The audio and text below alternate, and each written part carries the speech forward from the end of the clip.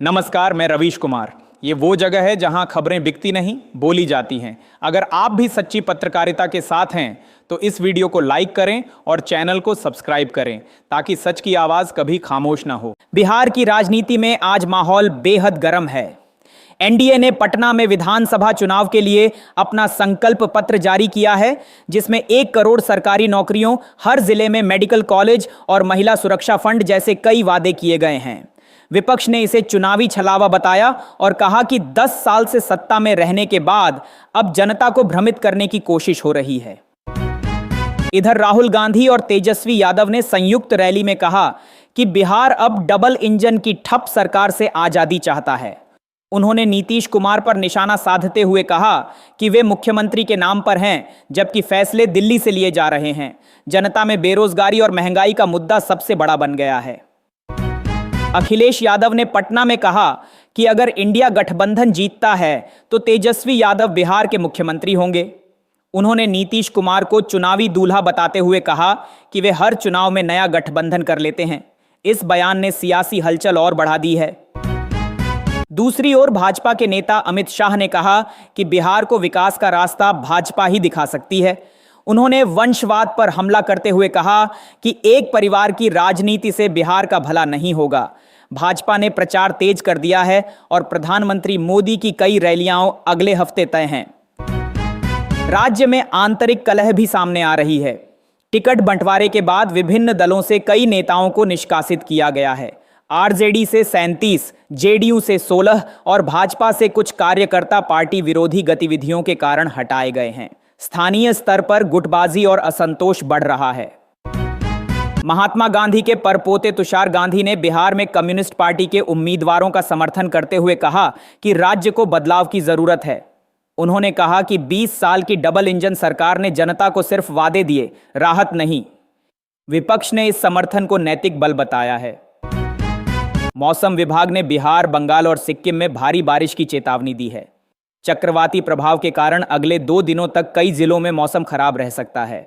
प्रशासन ने स्कूलों को बंद रखने और राहत दलों को अलर्ट पर रखा है।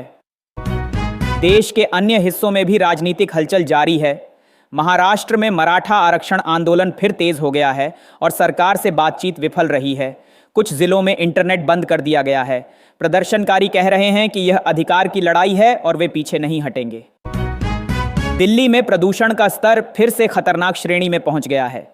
सुप्रीम कोर्ट ने केंद्र और दिल्ली सरकार दोनों को फटकार लगाई है और कहा है कि केवल स्कूल बंद करने से समस्या हल नहीं होगी, उद्योगों और वाहनों पर नियंत्रण जरूरी है। राजधानी में धुंध इतनी घनी है कि दिन में भी हेडलाइट जलानी पड़ रही है। विदेश नीति के मोर्चे पर भारत और अमेरिका के बीच 10 साल का रक्षा ढांचा समझौता हुआ है। यह समझौता इंडो पैसिफिक क्षेत्र में सामरिक साझेदारी को मजबूत करेगा।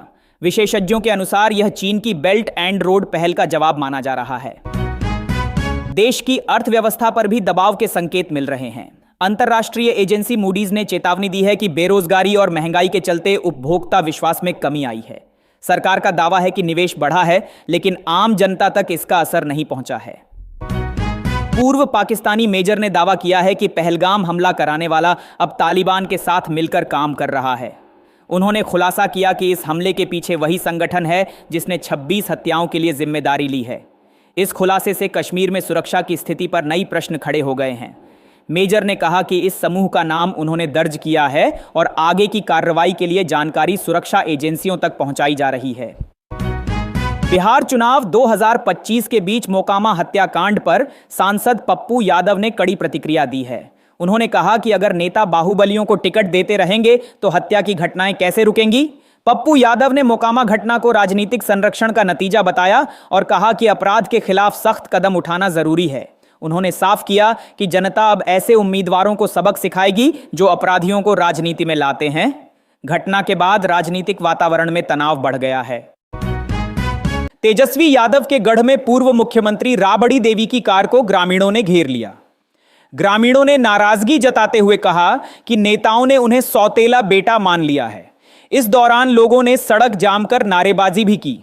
बताया जा रहा है कि स्थानीय समस्याओं और विकास कार्यों की अनदेखी को लेकर जनता गुस्से में थी। घटना का वीडियो सोशल मीडिया पर तेजी से वायरल हो गया है, जिससे राजनीतिक माहौल में हलचल मच गई है। राबड़ी देवी बिना कुछ बोले वहां से रवाना हो गईं। मोकामा के बसावंचक इलाके में सोमवार को 2 घंटे तक अफरा तफरी मच गई।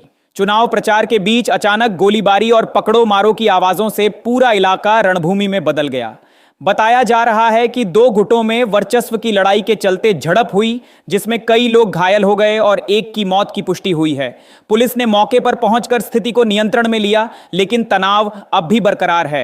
घटना के बाद सुरक्षा बढ़ा दी गई है और आसपास के इलाकों में सघन तलाशी अभियान चलाया जा रहा है। अमेरिका और भारत के रिश्तों पर बड़ा दावा सामने आया है। एक अंतर्राष्ट्रीय एक्सपर्ट ने कहा कि दोनों देशों के बीच संबंधों में दरार आने की जिम्मेदारी पूर्व राष्ट्रपति डोनाल्ड ट्रंप की है। उनके मुताबिक ट्रंप ने जानबूझकर और सोच समझकर भारत से दूरी बनाई, जिससे रणनीतिक साझेदारी कमजोर हुई। रिपोर्ट में कहा गया कि व्यापार, वीजा और रक्षा नीतियों पर ट्रंप के फैसलों का असर दोनों देशों के संबंधों पर पड़ा। हालांकि मौजूदा नेतृत्व रिश्तों को फिर से मजबूत करने की कोशिश कर रहा है, ताकि सहयोग पहले जैसा बहाल हो सके। तेज प्रताप यादव की जनसभाओं में इन दिनों भारी भीड़ उमड़ रही है, जिससे राजनीतिक हलकों में चर्चा तेज हो गई है। माना जा रहा है कि यह भीड़ विपक्षी दलों के लिए खतरे का संकेत हो सकती है। तेज प्रताप जनता के बीच अपनी अलग छवि और बेबाक अंदाज के कारण युवाओं को आकर्षित कर रहे हैं। उनके भाषणों में जनता के मुद्दे और सरकार पर सीधे हमले देखने को मिल रहे हैं। विश्लेषकों का कहना है कि यह बढ़ती लोकप्रियता आगामी बिहार चुनाव में नई राजनीतिक समीकरण पैदा कर सकती है। भोजपुरी स्टार खेसारी लाल यादव ने हाल ही में दिए गए नचनिया बयान पर चुप्पी तोड़ते हुए तीखी प्रतिक्रिया दी है। उन्होंने सवाल उठाया कि अगर गुजरात को स्वर्ग कहा जा सकता है तो बिहार क्यों नहीं। खेसारी ने प्रधानमंत्री नरेंद्र मोदी से पूछा कि बिहार के विकास में अब तक बराबरी क्यों नहीं हो पाई। उन्होंने कहा कि बिहार के लोगों में प्रतिभा और मेहनत की कमी नहीं है, बस अवसरों की जरूरत है। उनका यह बयान सोशल मीडिया पर तेजी से वायरल हो गया है और बिहार की राजनीति में नई बहस छेड़ दी है। आरजेडी के 2 करोड़ रोजगार देने के वादे पर अब पार्टी के ही उम्मीदवार खेसारी लाल यादव ने सवाल उठा दिए हैं। खेसारी ने कहा कि यह दावा पूरी तरह झूठा निकला है, क्योंकि जमीन पर कहीं रोजगार नहीं दिख रहा। उन्होंने खुलकर स्वीकार किया कि जनता को सिर्फ वादों से गुमराह किया गया। खेसारी के इस बयान से आरजेडी के अंदर हलचल मच गई है।